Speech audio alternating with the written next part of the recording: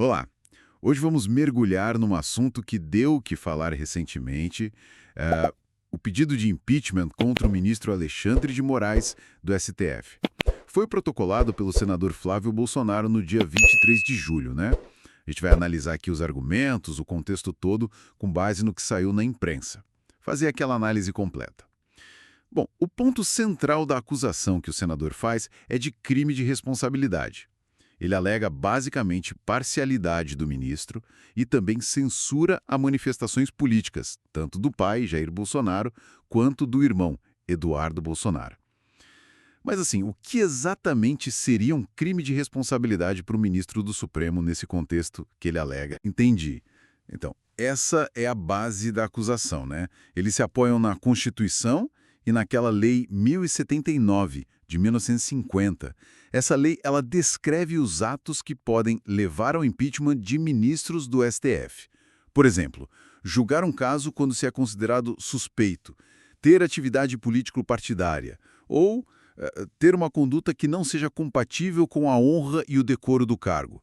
O pedido do senador, então, tenta encaixar as ações do ministro Moraes, como essa suposta parcialidade, nessas situações previstas na lei. Entendi. Faz sentido a linha. E o texto do pedido usa uma linguagem bem forte, né, para justificação. Usa sim. Tem uma parte que diz algo como a manutenção da ordem constitucional e o respeito ao devido processo legal não são compatíveis com a perpetuação de abusos revestidos de legalidade aparente. E aí ele invoca o dever do Senado de fiscalizar, dizendo que age em nome da democracia, da justiça e da preservação da imparcialidade do judiciário brasileiro. É uma retórica bem, digamos, constitucionalista para embasar o pedido. E essa parte da censura? Como é que as medidas contra o Jair Bolsonaro entram aí como censura na visão do senador? Esse parece um ponto bem nevrálgico. Sim, é um argumento-chave no pedido. A visão ali é que certas decisões do ministro Moraes, principalmente nos inquéritos que envolvem o ex-presidente, teriam ido além do que seria o limite processual. Quer dizer, elas teriam funcionado como uma restrição indevida à liberdade de expressão política dele. Não seriam só atos jurídicos, mas uma forma de silenciamento. É uma disputa interpretativa, né? Onde termina a decisão judicial e onde começaria a censura, segundo o autor do pedido. Certo, eu entendi o argumento. E tem também aquela comparação que o senador faz, que gerou bastante barulho, envolvendo o irmão dele, o Eduardo Bolsonaro. Como é isso? Assim, o Flávio Bolsonaro basicamente questiona o que ele vê como um tratamento diferente por parte da justiça. Ele pergunta por que as ações do Eduardo Bolsonaro, lá nos Estados Unidos, quando ele buscou apoio para possíveis sanções contra autoridades aqui do Brasil e até associou tarifas do Trump aos esforços dele, porque isso é visto como ameaça e gera investigação, enquanto outras situações, na visão dele, não tiveram a mesma reação. E que outras situações ele cita para comparar? Ele menciona, por exemplo, quando a ex-presidente Dilma Rousseff foi à ONU denunciar o que ela chamava de golpe. E também as viagens que o Cristiano Zanin fez, na época como advogado, para defender o Lula internacionalmente. O senador argumenta que esses casos não geraram investigações parecidas, o que para ele mostra uma disparidade.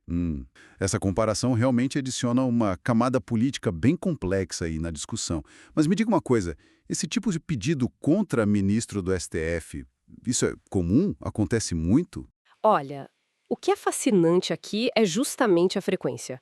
As fontes que a gente consultou apontam que este é o 176º pedido de impeachment contra um ministro do STF desde a redemocratização. 176. Nossa. 176. É muito pedido. E tem algum ministro que é mais visado? Tem sim. Os números mostram que o próprio ministro Alexandre de Moraes já foi alvo 48 vezes. É o mais visado, de longe. O ministro Luiz Roberto Barroso, que é o atual presidente do STF, já teve 28 pedidos contra ele. E o ministro Gilmar Mendes, 22. 48 só contra Moraes? Caramba! Isso realmente coloca esse pedido de agora numa perspectiva diferente, né?